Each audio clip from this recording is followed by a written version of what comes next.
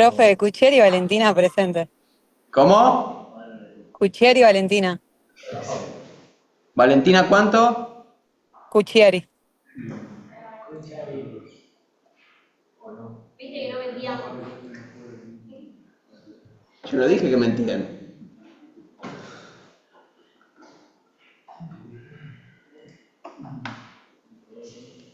Bien.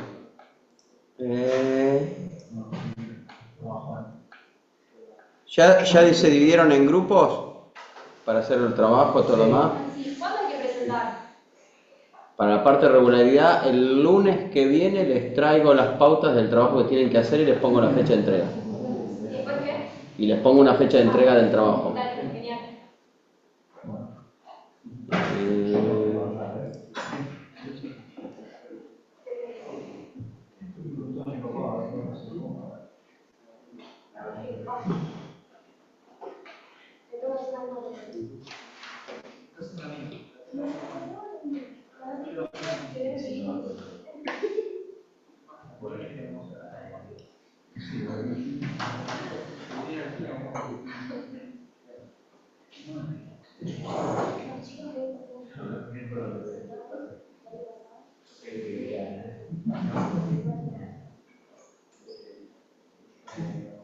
Bueno, hasta que ahora. Y la computadora quiere trabajar esta hora.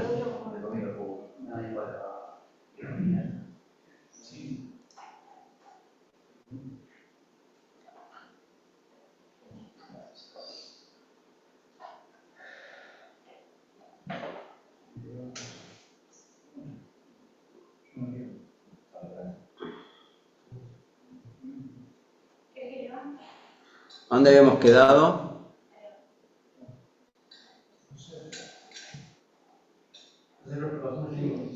¿Qué? Habíamos quedado en finanzas corporativas, van, puede ser.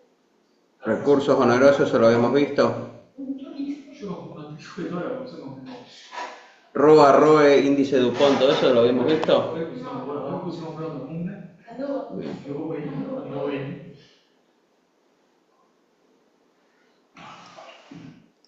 Para mí esto no lo habíamos visto. No. Pero la rentabilidad, que había algo que se siempre, pero eso en realidad no era la rentabilidad, era la rotación. Creo que vimos hasta todo lo activo. ¿Rentabilidad del activo? Sí. Eso lo dimos. Sí. Hicimos estos ejemplos. Hicimos el ejemplo de unos relojes, ¿puede ser? No, el que tenemos acá es con Telecom. Creo que no. Acá, sí. Era el de. financiamiento pasivo, o sea, el anterior diapositivo, me parece. No sé si era con pasivo. No sé si es cierto. Sí. Esto ya lo dimos. Utilidad neta sobre activo, el ROA. O la otra que es el EBIT menos 1 sobre el impuesto sobre el activo total. No, mucho antes. Va un poquito más antes. Un poco más. Eso no digo. Recursos onerosos y recursos espontáneos, esto sí. No, ahí. O sea, había que arrancar acá. Claro. ¿Qué son los pasivos? ¿Acá le damos? Estamos atrasados. ¿No sonó? También me pasa que no tengo clase. ¿Qué? ¿Qué número de diapositiva es? De la 33.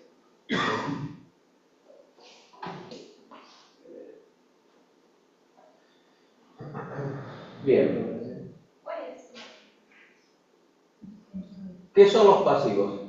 Y ahí tenemos la definición según la Real Academia Económica, que es económica española, que nos dice que es el valor monetario total de las deudas y compromisos que graban una empresa y que se reflejan en su contabilidad. Y acá tenemos algo importante, son los recursos que tiene la empresa para financiar sus activos. Pero ¿qué pasa? Estos pasivos son recursos de terceros. Nosotros para financiar nuestros activos tenemos dos recursos. Los pasivos, que son de terceros, y el patrimonio neto, que son los recursos propios. Esas son las dos fuentes de financiamiento de todos nuestros activos. Entonces acá lo que estamos viendo es los recursos de financiación de terceros. Y acá me dice, según el tipo de contrato podemos tener deuda o acciones. El inversor, es el acreedor, aporta financiamiento a cambio de una promesa de pago o recompensa. El inversor es el socio. Perdón, el inversor acá es el acreedor. Y acá, cuando hablamos de acciones, el inversor es el socio. Acá es alguien que nos prestó plata, nos dio financiamiento en la compra de mercaderías, o los mismos empleados que nos están dando un financiamiento y tenemos una deuda, un compromiso que pagarlo. Acá el accionista, que también es un inversor, pero es socio de la empresa. Y tenemos que podemos tener recursos espontáneos o recursos negociados u onerosos dentro de esos pasivos. ¿Y qué tenemos de recursos espontáneos? ¿Quién lee recursos espontáneos?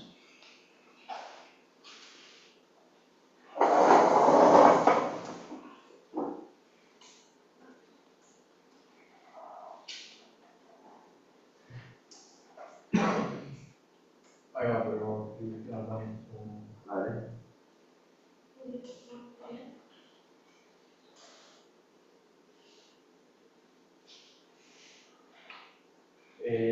La gestión de la operatoria de la empresa, tanto en el pago de sus compras, de salario, impuestos y ciertos servicios, hace que los proveedores de estos bienes y servicios con una cuestión comercial, los proveedores suelen dar cierto plazo para la cancelación de la factura. O meramente operativa, la liquidación de impuestos y de sueldos sea día después del devengado del gasto. No demanden un pago al contado o inmediato. Si la empresa no dispusiera de ello, algo debería cambiar. Las empresas tendrían menos dinero para financiar su inversión. Probablemente necesitarían recurrir a otra fuente de financiamiento.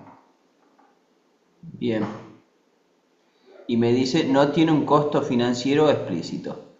¿Y quién me lee los recursos onerosos?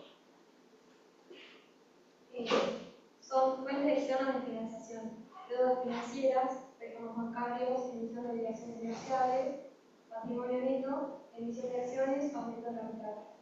Exige una retribución, deuda financiera, intereses, PN, Patrimonio neto. patrimonio neto, dividendos y o apreciación de capital invertido. ¿Por qué son onerosos? Los que aportan los recursos son inversores y por lo tanto, para ellos las acciones, préstamos otorgados de ON, Obligaciones negociables son. las obligaciones negociables compradas son un activo, inversión y por lo tanto un medio para conseguir rentabilidad.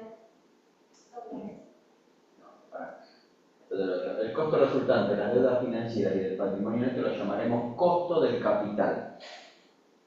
Dicho costo será aquel que se genera al buscar recursos en el mercado que no son espontáneos. Dentro de lo que es el pasivo y el patrimonio neto vamos a tener ciertos recursos que los vamos a considerar espontáneos y otros onerosos. Supongamos, tenemos deuda de impuestos, es un recurso espontáneo. Tenemos deudas con los empleados, es un recurso espontáneo. Ahora, los socios pusieron plata, van a querer un interés, es un recurso oneroso. Fuimos y sacamos un préstamo bancario, es un recurso oneroso.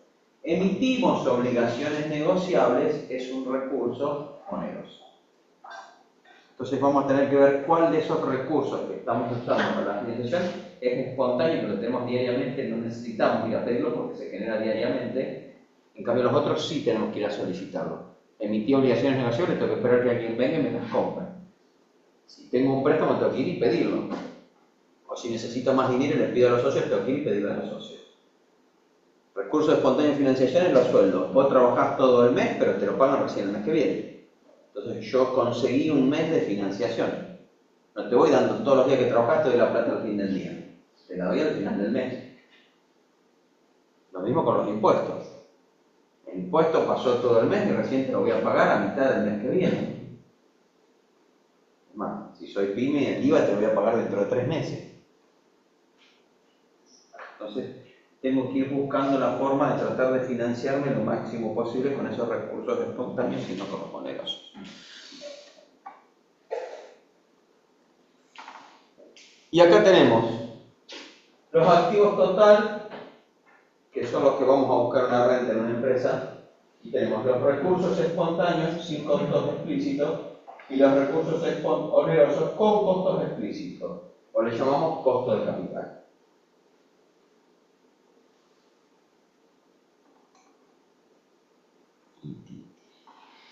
Y estas son las medidas principales de rentabilidad. Vamos a tener medidas contables, el ROE, que es la rentabilidad del activo, el ROE, que es la rentabilidad del patrimonio neto, el índice de Dupont y el RAM, no la camioneta. Financieras. Y financieras tengo la TIR, la tasa interna de retorno, que es totalmente distinta a los montos de financiación que yo consigo de un proyecto. Aquí estoy sacando cuánto realmente me rinde un proyecto.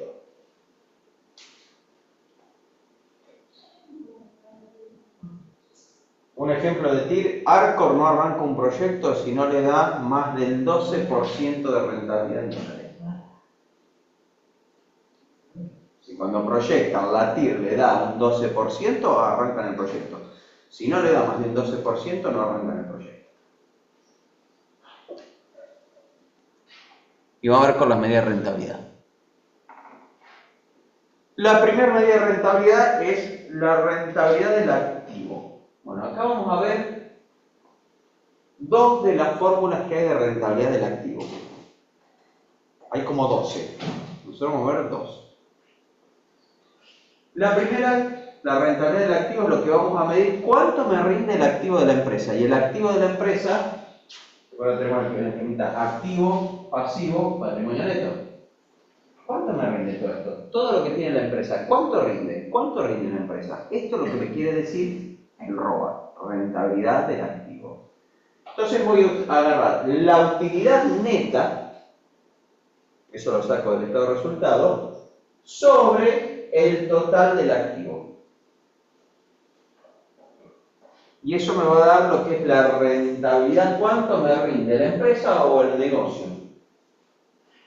Otra forma de sacarlo, que es la que vamos a ver acá, es el EBIT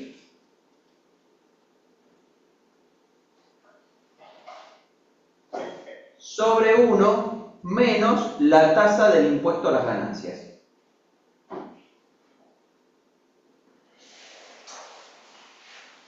El EBIT es el resultado antes del impuesto e intereses. O sea, es lo que llamamos el resultado operativo. Después tenemos otro agregado que solemos tener que se llama el EBITDA, no sé si lo sintieron nombrar ya, que es ese mismo resultado, pero eliminamos las amortizaciones de los bienes de uso. También sobre el total del activo. Y sándwiches. ¿Cómo?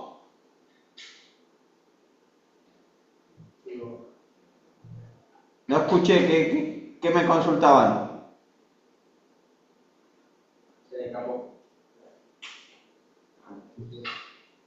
Bien, acá vamos a ver un ejemplo del cálculo del ROA. Fíjense, tenemos... Chao. Feliz día para el jueves.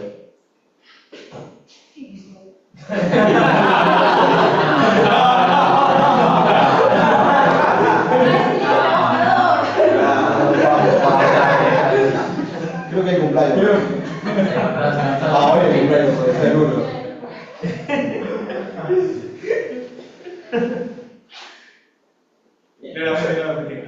No.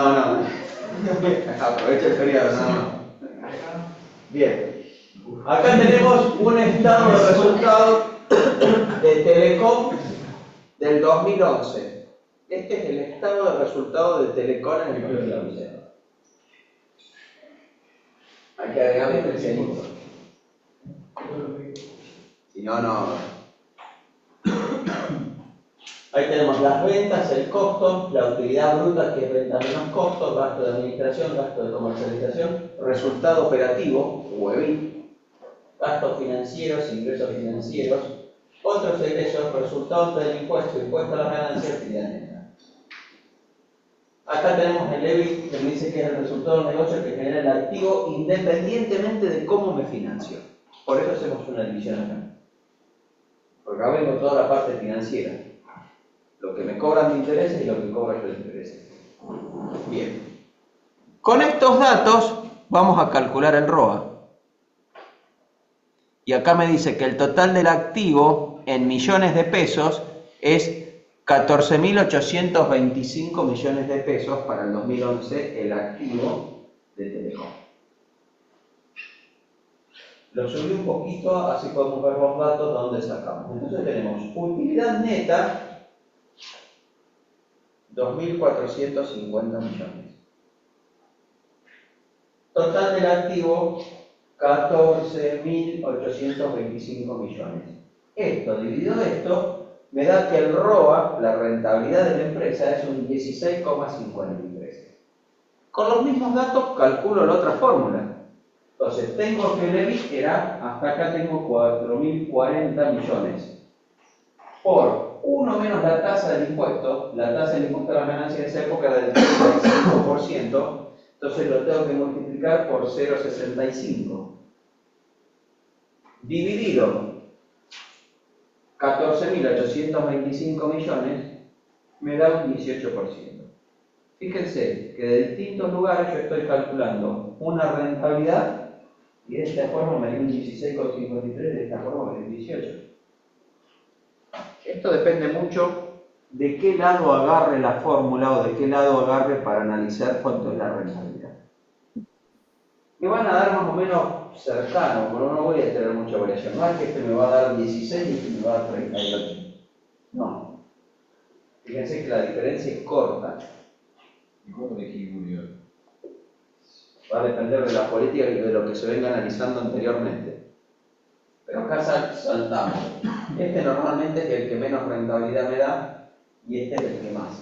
Realmente, después en el medio tenemos casi 12 fórmulas más.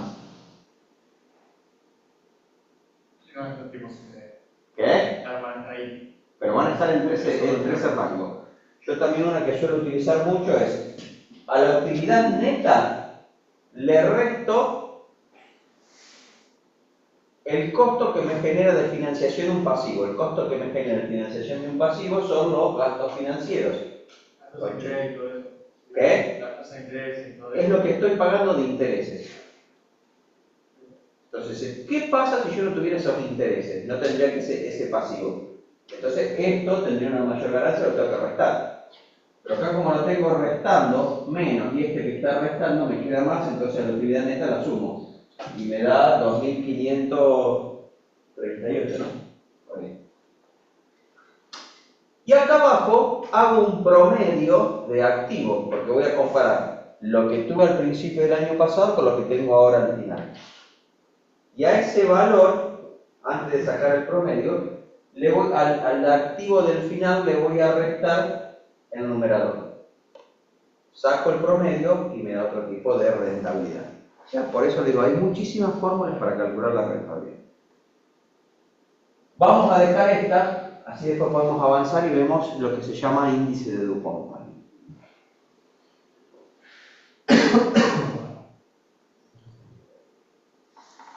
Y acá tenemos esto. ¿Cuándo calculas el ROA? O sea, entiendo lo que es feo, pero ¿cuándo calculas? ¿Qué no calculas? Mira, yo por lo menos con mis clientes, cuando termino de hacer un balance, calculo el ROA, porque ahí tengo datos. A no ser que voy haciendo balances trimestrales, cuatrimestrales, semestrales, y voy también calculando un ROA. O puedo hacer un balance proyectado, y en base a ese balance proyectado voy a calcular lo que es el ROA. ¿Y lo calculas vos? ¿No te lo hace un sistema de información contable? ¿No está metido? No. ¿No? No. Eso es parte, no está metido en los sistemas contables. El sistema contable te va a procesar la información, te va a tirar un suma y saldo, pero el balance final te lo tiene que armar alguien. Porque siempre hay asientos de ajustes al final.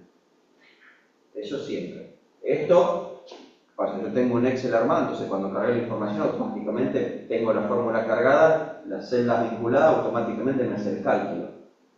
Perdí tiempo una vez a hacer una planilla, no la hago más, chao. Eso lo haría el contador, digamos. O alguien de la empresa, un administrativo que se dedica a la finanza para estar constantemente asesorado. Lo que pasa es que con todos los números contables y con la finanza nosotros siempre estamos buscando información del pasado y con esa información del pasado normalmente analizamos y tomamos decisiones al futuro. ¿Y qué valor de porcentaje bueno se considera bueno? Mira, yo en las empresas que manejo, más o menos entre un 12 y un 15% está bárbaro, genial. Si te da O sea, no menos, tenerlo tanto como de más como de menos, ¿no? Por ahí puedes tener unos meses, algunos años que te dé un poquito más, otros que te dé un poquito menos. Algunas actividades al principio ganan muy bien y después, chao. Algunas te hacen este movimiento. Vos tenés que tratar de mantenerlo más o menos estable. Si no, vas a tener muchos altibajos, la empresa va a estar, hoy está bien, mañana no, entonces tenés que tratar de equilibrar eso. Entonces a Telecom que le dio 18 estaban en Narnia. ¿Qué? En fiesta. Como la chica de exportación. Muy bien. No sé cuánto le daba antes.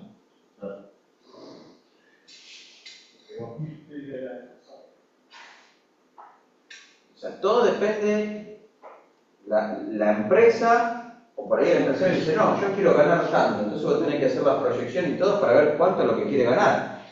es como para medir la eficiencia. Exacto. Después no es para tomar decisiones. Sí, pero voy a tomar muchísimas decisiones. Según qué tan eficiente estoy con el porcentaje, puedo usar reinvertir o no. ¿Cómo lo reinvierto? ¿En qué lo reinvierto? Tengo que ampliar una planta, tengo que comprar una máquina, ¿me conviene con capitales propios o capitales externos? Extranjeros, iba a decir, estaría. Todas esas decisiones tengo que ver con toda esta parte. Pero por eso falta un cachitito más y ya llegamos a toda esa parte más o menos. Acá me dice y me lo destaca, dice, si bien estas medidas de rentabilidad son utilizadas en la práctica, es bueno tener presente que están afectadas por criterios contables o impositivos. Por ejemplo, diferentes criterios de amortización de un bien de uso. Puedo tener o no provisionar contingencias para evaluar inventarios, entre otros, pueden alterar los valores de estos ratios, ya sea mediante el cálculo del activo del resultado del impuesto a las ganancias liquidado. Yo en una máquina, que generalmente dentro de los activos tengo todos los bienes de uso, yo puedo variar los criterios que tengo de amortización y me variaron todos los resultados. Venía amortizando en forma lineal y digo, no, la máquina me conviene amortizarla por las horas trabajadas. Y me cambió el método. Y me cambió lo que le imputo a gastos. Esa es una forma también de dibujar para que te dé. ¿Cómo dibujar? Bueno, para que te demos. Eso que los contadores hacen a veces. No. No, porque en realidad acá no te interesa tanto dibujar. Sí, Bueno, sí, para demostrar qué funciona, pero... Pasa que bueno, una empresa, si vos querés saber bien cómo va la empresa, y si la empresa está rindiendo, no podés, ¿qué contabilidad tenés? Una sola. Claro, se tenés distintos métodos y ya vemos que tipo te pueden dar distintas cosas. Sí. Pero no es que voy a estar cambiando de método todos los años. No, pero seguro que te fue efectivo y lo. Lo que pasa es que hay ciertas cosas que yo las voy a llevar y ya de antemano digo, bueno, esto lo voy a llevar así porque creo que es la mejor forma. Supongamos, tengo una empresa que tengo viajantes y tengo vehículos que utilizan los viajantes. Y no le voy a hacer la misma amortización a todos los vehículos. No, lo voy a poner por kilómetros recorridos. A lo mejor uno me recorrió en el año más kilómetros que el otro, entonces tiene mayor amortización que el otro. A eso es a lo que se refiere con diferente. Claro, si yo lo hago, supongamos, una forma de amortizar que es la más sencilla que hacen todos es lineal. Yo pensé que poner rodado lo hace 5 años. Bueno. Todo lo que es rodado y a otro lo manejás como. Bueno, rodado, suponete, lo pusiste 5 años. Y si usó, no se usó, uno usó más o menos kilómetros, tuviste distinto desgaste. En cambio, si lo pones por kilómetros recorrido, va a ser más exacto. Por ahí puede ser que tengas más amortización o menos amortización que si lo harías lineal.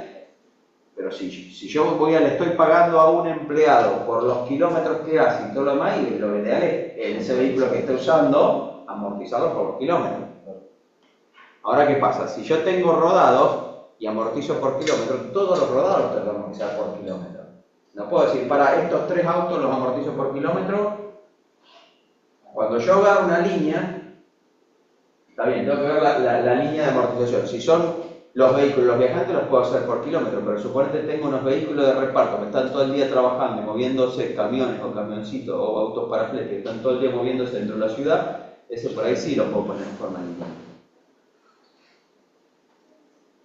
Pero no es que digo, el auto de ella que es viajante lo pongo por kilómetro, él por lineal, el tuyo por kilómetro. No, todo lo tengo que hacer por kilómetro.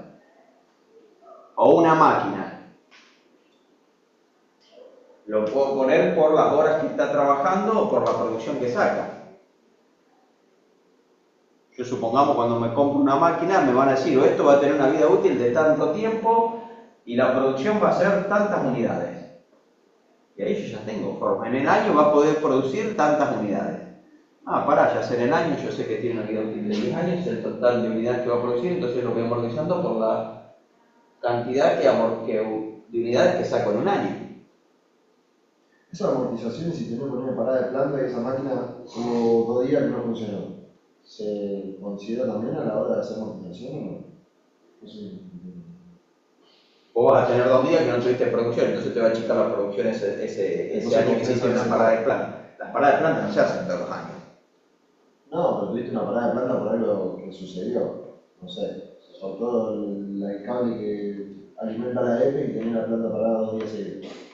Eso pasó hace 2 meses. Bien, pero... Estuviste parado literalmente 2 días. Sí, pero no es algo programado. Sí, no parada de planta programada, sino una parada de planta porque sucedió algo de plano. Y no, eso lo tenés que arreglar rápido, no lo descontás. A eso voy. No lo descontás. Es más, mandás todo ese gasto que te generó volver a poner la planta de producción como gasto general de todo. Para tener balance y... Claro.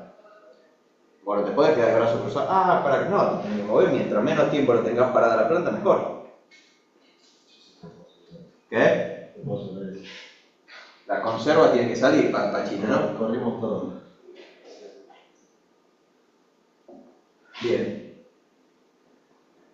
Y ahora vamos a las rentabilidades, pero esta le llamamos ROE, que es la rentabilidad del patrimonio neto, es la rentabilidad de los socios específicamente de la empresa. Yo acá saqué con el ROA cuánto gana la empresa. Acá con el ROE voy a sacar cuánto ganan los socios de la empresa. ¿Cuánto es la rentabilidad del patrimonio neto? Y voy a usar la utilidad neta sobre el patrimonio neto. Volviendo al caso anterior, la utilidad neta era 2.450.000. Y acá tengo el dato de cuánto era el patrimonio neto. 14 millones y pico teníamos de activo, 7.786 millones tenemos en el patrimonio neto. O sea que más o menos debemos andar en 7 y pico también de pasivo. Cuando hago el resultado del ejercicio sobre el patrimonio neto, me da que los dueños de la empresa, los socios, están ganando un 31,47. Dividido en los socios. Pero no Con lo mismo. ¿Y ¿Y cuánto? cuánto? No es lo que tienen que retirar, no. Esto es lo que ganan, es lo que les rinde tener la plata trabajando invertida Por año. Esto es por año, sí, 2011. 2011 34,41 ganaron los socios. ¿Y cuánto había ganado la empresa? 18. Vamos a ver grandote. La empresa ganó 18 y los socios ganaron 32. Vamos a cerrarlo en 32. 32 entre todos los socios es, o cada uno lo que aportó. Entre todos. Ah. Pero lo mismo, entre todos ganaron un 32%. Vos aportaste un 32%, porque yo No, pero no es que aportaste un 32%. No. Yo diciendo, yo aporté, no sé, 10.000 pesos. El 32, yo gané un 32% de esos 10.000 pesos. ¿Sí? No entiendo por qué gana más la Pero si persona fuiste que- vos solamente el Me doy inversor. cuenta, sé que es No. un cálculo distinto, pero Bien. recapitulando Ahí me gustó ese razonamiento. ¿Por qué ganan más los propietarios con respecto a la empresa? Porque no tenés cuenta del pasivo y el otro no. El neto todavía está afectando el pasivo. Es el activo. El otro el activo no. El otro es el total del activo. Claro. No tengo en cuenta el pasivo. No está teniendo todo en cuenta. Por eso no lo tengo. Fíjense, no traje fibra. Este tenés en cuenta el patrimonio neto, no. Pero el resultado es el mismo. Sí, utilidad. La utilidad es la misma. El patrimonio neto no. El patrimonio neto obviamente es menos. El patrimonio neto que es el activo menos el pasivo. Porque vos lo dividís sobre el patrimonio neto, no sobre el total. Eso. Y esa es la pregunta que hacía, ¿por qué los socios ganan más 31 casi un 32 cuando la empresa ganó un 18? Bien. Y acá tenemos algunas cositas, ¿no? Vemos que los cálculos del MECON, el ROA, la rentabilidad de la empresa, fue un 18, cuando la rentabilidad de los propietarios fue un 31,47. Con estos ratios se puede apreciar el efecto palanca que genera endeudarse sobre la rentabilidad de los accionistas. Esto le llamamos leverage o efecto palanca. Palanca ya lo vieron, física pura, efecto palanca. Mientras el punto de apoyo esté más cerca donde tengo que levantar y el palo más lejos, hago menos fuerza, ¿no? Esto es más o menos lo mismo. El punto de apoyo donde más cerca esté de la deuda que tengo, más fácil voy a levantar y voy a apalancar la inversión que hicieron los propietarios. Esto me está diciendo que el costo del pasivo, yo estoy sacando deuda a una tasa menor a la del 18%. O sea que vos contraes deudas por menos del 18%. Vos contraes deuda por menos del 18%, entonces al contraer esa deuda por una tasa menor al 18%, me hace con ese efecto palanca que apalanque la ganancia del patrimonio neto. Y esto me va a dar, acá tengo que hacer otra fórmula que ustedes no la tienen ahí, que yo para sacar lo que es la rentabilidad, bueno, acá la tengo, para hacer el apalancamiento, ¿qué voy a hacer? El ROE dividido el ROA. Esto me da 1 y algo, casi 2, ¿no? A 1,78. No tengo esa fórmula sola para sacar el leverage, sino tengo otra que es el ROA dividido el costo del pasivo. El costo del pasivo voy a hacer los intereses que tuve que pagar a los pasivos, que lo tengo en el estado de resultado, que eran esos 88, dividido el pasivo. Entonces, yo puedo hacer, a ver, vamos a ver cuánto era. Y no te va a dar igual, te va a dar como antes. Vamos a sacarlo, porque lo podemos sacar. De activo tenía 14,825. Y de patrimonio neto tengo 7.786. 14,825 menos 7.786, ¿cuánto te da? 7.786. 7.039. Ahora sé 88 dividido 7.039. 0,01. La tasa que le estoy pagando a los pasivos es del 1%. Uy, me pasé. Y es 1,25 más o menos. O sea, los pasivos me están cobrando, yo estoy consiguiendo deuda a una tasa del 1,25%, la empresa está ganando un 18% y los propietarios se llevan un 31,47%. Entonces, yo voy a hacer estos 18 dividido 1 punto, que es lo que me dio la tasa,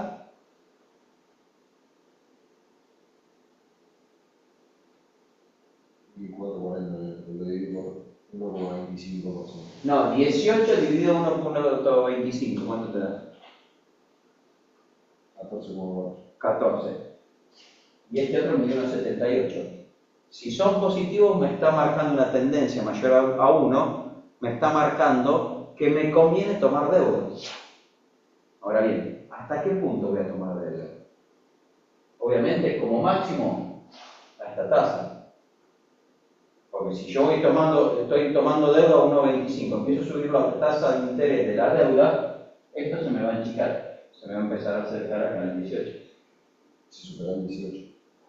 Si yo empiezo a tomar deuda arriba del 18, cerca del 18, la rentabilidad del propietario se me va a enchicar porque lo voy a dejar de apalancar. ¿Me conviene tomar deuda? Acá me está diciendo sí, me conviene tomar deuda contra el tercero. Sí, pero ¿hasta qué tasa como máximo? 18. Siempre voy a tratar de tomar deuda a más o menos al valor que estoy tomando las deudas, no irme a una tasa más alta. Entonces voy a seguir apalancando la rentabilidad de los propietarios.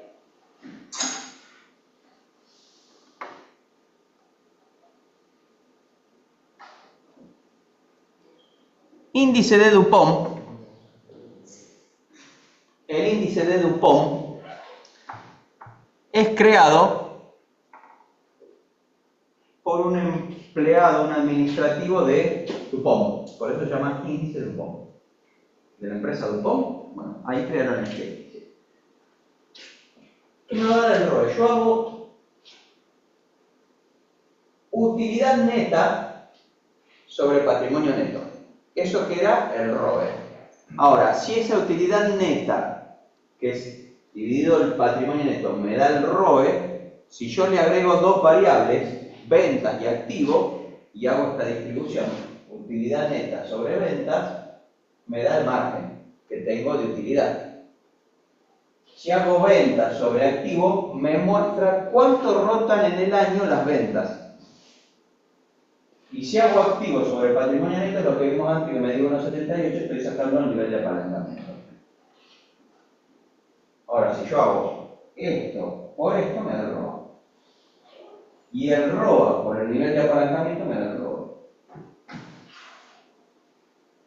Es la fórmula del ROE, abrirla para sacar estas variables. ¿Cuánto es el margen, cuánto es la rotación y cuánto es el nivel de apalancamiento?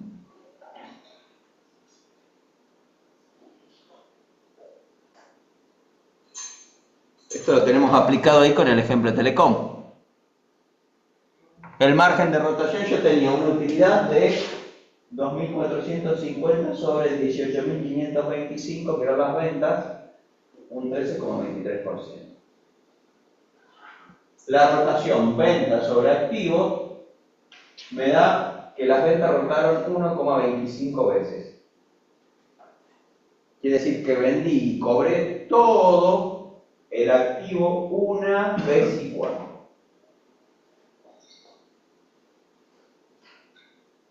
Cuando hago margen por rotación, hago 13,23 por 1,25 me da 16,53.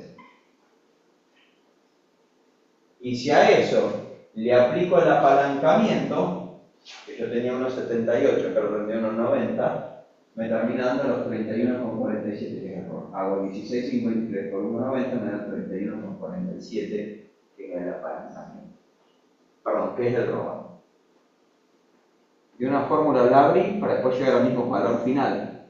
Pero ahí saqué cuánto es el margen, cuánto es la rotación y cuánto es el nivel de apalancamiento. Dice, un margen del 13%, una rotación del 0,7, me da un 3,45 y el ROA tengo un 31,40. ROA 9,10, sí. Ese activo de patrimonio neto. ¿Incluyo deudas? ¿Cuándo meto las deudas ahí? Activo y patrimonio neto. Las deudas están en el pasivo. Activo y patrimonio neto toda la vida. Activo y patrimonio neto. Sí. ¿Por qué dice que la rotación es 0,7 y se agrega en 5,25? Para que me perdí donde me estás preguntando. Y la No conclusión. tenemos algo comparar, ¿qué te dice? Comparemos estos datos con otras que. Me faltó lo que está negrita. Porque te está mostrando que llegaste al mismo ROA, pero vos tenés distintos niveles. Suponete, el margen acá era del 13, acá un 13,25. Acá vos tenés una rotación del 0,7. Acá tenés una rotación de 1,25. Y acá te da un apalancamiento de 3,45 y acá te daba 1,90.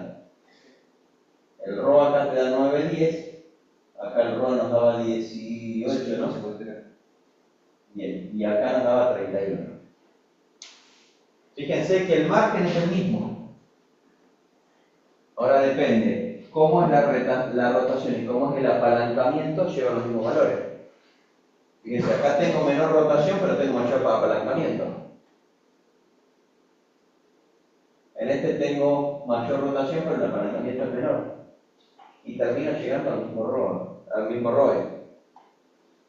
Y la conclusión para tomar una decisión, ¿por qué los sacarías? Porque por más que lleguen nuevos resultados, imagino que la empresa tomaría distintas decisiones. Acá esto para lo único que me sirve es para saber si me puedo financiar con terceros, me conviene o no financiarme con terceros. Para tomar las decisiones finales tengo que tomar y ver un montón de análisis que se llaman ratios y analizar cada uno de esos ratios para ver qué es lo que más conviene o no. Claro, o sea que ahí la financiación de la primera sería conveniente tomar deuda hasta el 26 con 53 y la otra hasta el 9 también. Porque también lo que tengo que sacar son los ciclos. ¿Qué es los ciclos? Vamos a suponer que nosotros somos una fábrica. Compramos la materia prima. Supongamos que la materia prima la pagamos a 90 días. Y empezamos a producir. Ahora, ¿cuánto tiempo nos lleva la materia prima a producirla para que esté ya disponible para venderse? Vamos a suponer que nos lleva 25 días. Bueno, ya está disponible. ¿Cuánto me lleva venderlo? Y tenés hasta ese tiempo hasta pagar. No, venderlo. Y ya terminé de hacer mi materia prima. Supongamos que nosotros somos banco. 25 días me lleva a producir los bancos. ¿Cuánto tiempo me lleva a vender el banco? 15 más. 15. ¿Cuánto tenés? 40. Y tenían 50 todavía. Pará. Y eso lo vendo y lo tengo que vender financiado. ¿Y a cuánto lo vendo financiado? 60. 45 días. Me fui a 85 y yo pagaba 60. No, yo pagaba 90. 90 bueno. Doy 5 a favor. Doy 5 a favor. Ahí estamos bárbaros.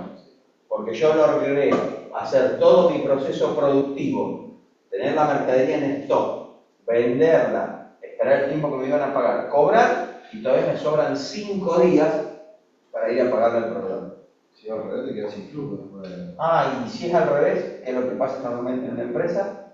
No tenés ni idea, no es negativo. Bueno, esa diferencia de días es lo que trabajamos y determinamos que se llama capital de trabajo necesario.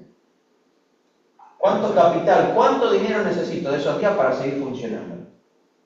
O sea, no es nada más esto que tengo que tomar en cuenta en una decisión de la empresa.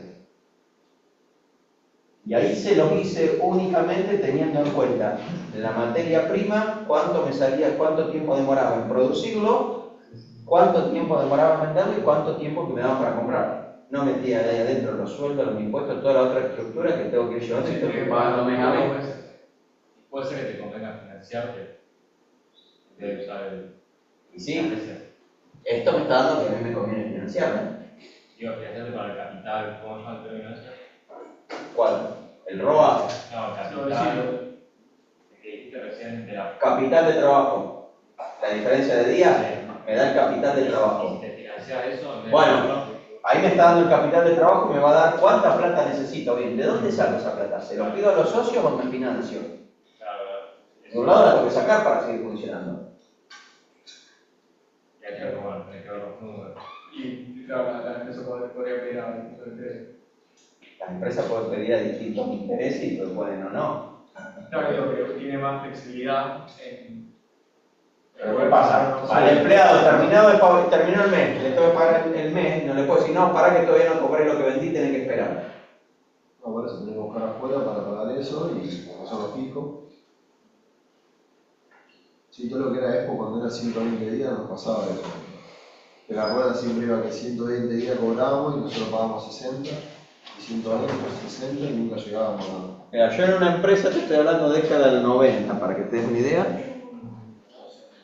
Compramos, ¿conocieron la fábrica, la empresa Autolatina?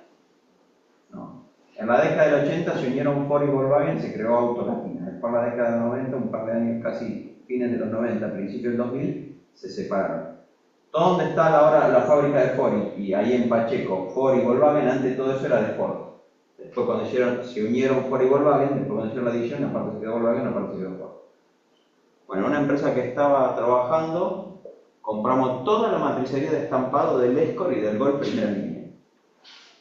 primera línea, toda la matricería estampado. Calculen que para fabricar el costado del auto, el lateral, ya sea el lateral sin puertas o el lateral con puerta, la matriz esa pesa 25 toneladas. ¿Cómo funciona la matriz? El chac bajó, para la chapa, chac y salió. 25 toneladas pesa la matriz. Compramos toda la matricería. La pagamos. Nos salió 2 centavos por kilo. Digo porque saqué la variación cuánto era el costo que nos salía a producirlo y ya dejarlo listo para producir. En el mes, pues nosotros vendíamos materia prima para los hornos de fundición. Entonces, depende de la boca del horno de fundición, el material lo tenés que hacer más grande o más chico. Roturar todo ese material, procesarlo y roturarlo, por mes se rompían 165.000 kilos. O sea, la producción máxima que teníamos, 165.000 kilos. Nosotros compramos 3.000 toneladas. Para retirarlo, hubo que primero pagar y después retirarlo. Tenías el flete para traerlo desde Pacheco hasta Rosario y después tenías que producirlo. Lo máximo que podíamos producir eran 165.000 kilos por mes, o sea, 165 toneladas para poder vender. Esa producción y dejar el material listo eran 2 centavos más. O sea, ya tengo un costo de 4 centavos por kilo. Y nosotros vendíamos el material de contado 12 centavos. ¿Qué? Bueno, igual tiene un montón de costos en el medio, ¿no? Pero... Sí, pero yo por mes tenía que empezar a romper y todo lo más y tuve que pagar una mercadería de puta al principio. Y en algunos casos dábamos financiación a 6 meses, 18 centavos. ¿Cuánto dólar? Dólar, peso, era lo mismo en esa época. Ah, bien, bueno. Y al que menos se le vendía un camión, y un camión llevaba 8 toneladas. ¿Y qué hacían? Y después nosotros vendíamos la fundición y después fundían. Ah, en su momento se vendía... ¿Qué? Todo molido la fundición. ¿No? Nosotros acomodábamos la fundición para los hornos, pero suponete compraba en su momento Dana, que hacía los aros para los pistones y hacía, después en otras fábricas hacían otras cosas. Otros hacían las campanas de freno, en otros hacían y todo lo que era para motores.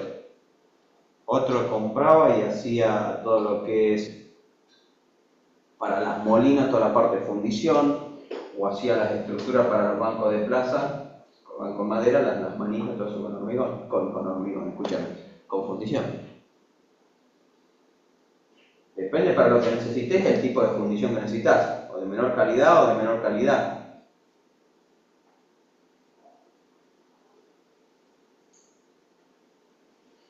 El lugar donde se rompía era un trípode, 12 metros de altura, y tiene una función que era una pera, se llamaba. La pera era una estructura de acero macizo que pesaba, había 4. La que menos pesaba 2 toneladas 200 y la que más pesaba 3 toneladas 300. Se subía hasta allá arriba y de allá arriba se largaba, se soltaba y abajo tenía una estructura de acero, 1,5 metros, 1,5 metros y 1,5 metros de profundo, se ponía en el suelo y se caía eso. Alrededor tenía chapones de 2 pulgadas que cada año y medio había que cambiarlo porque lo destrozaban. Cuando venían los policías a enviar plata, le decíamos, vení, tráelos acá y metelo ahí, mostrarles cómo funciona y nosotros empezamos a subir a ver cómo te largan todo. Más saltaba todo eso disparado, que llegaba a errar, no la contaba más. Peor que una bala.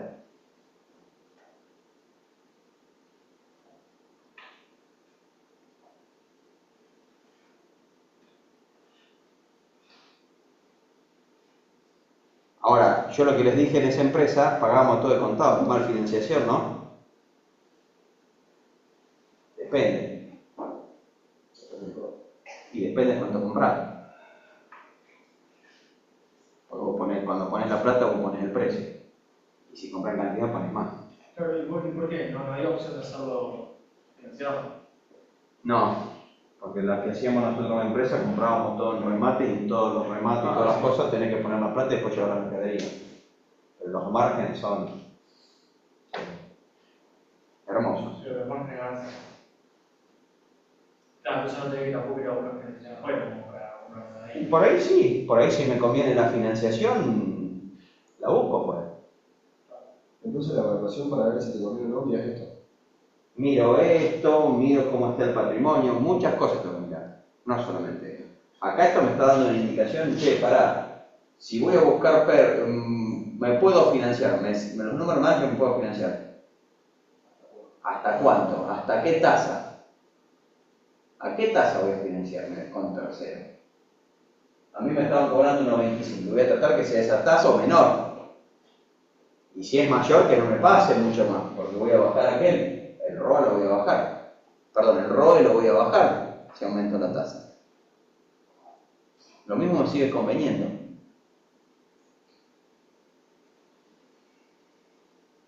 Hoy por hoy, ¿qué pasa? Mucha gente, fue como en estos últimos tiempos. Iba a sacar un préstamo, ¿qué se fijaba? Ah, puedo pagar la cuota, listo. ¿Y la tasa? Lo más importante cuando saco un préstamo es ¿qué tasa tengo que pagar? Independientemente si llego o no llego por mes. Uy, saqué un préstamo, uy, re bien. Pará, ¿cuánto te están cobrando? Un 95% anual. Están locos. No, por más que me lo dé, que tenga la plata que quiera, ya estoy recontra reaprobado, no me sirve si te pago una fortuna de interés.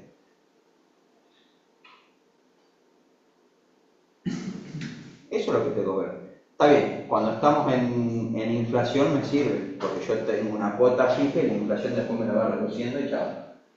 Pero ahora que no estamos con inflación, estamos y tenemos que empezar a ver todo eso. ¿Qué tasa de interés estoy pagando? O de última, si ya tengo una deuda con una tasa alta, ver si sale un préstamo con tasa más baja y sacar ese préstamo, cancelar lo otro. Está bien, sigo teniendo deuda, pero ya achiqué la tasa de interés.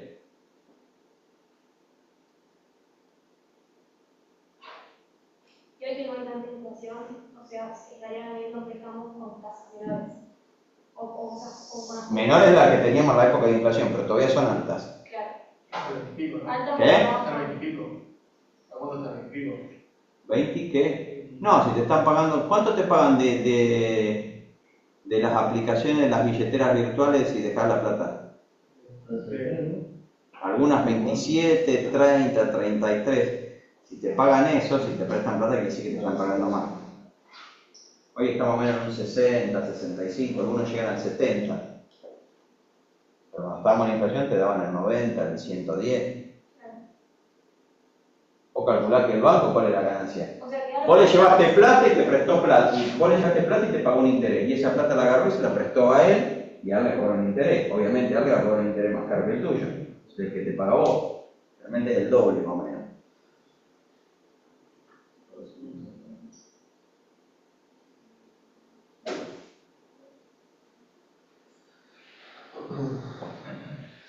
Bueno, la próxima seguimos con el TIR.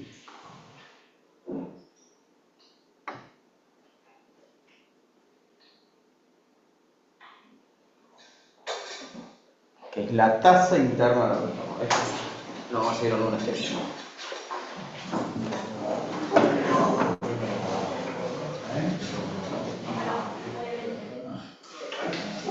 Chao chicos.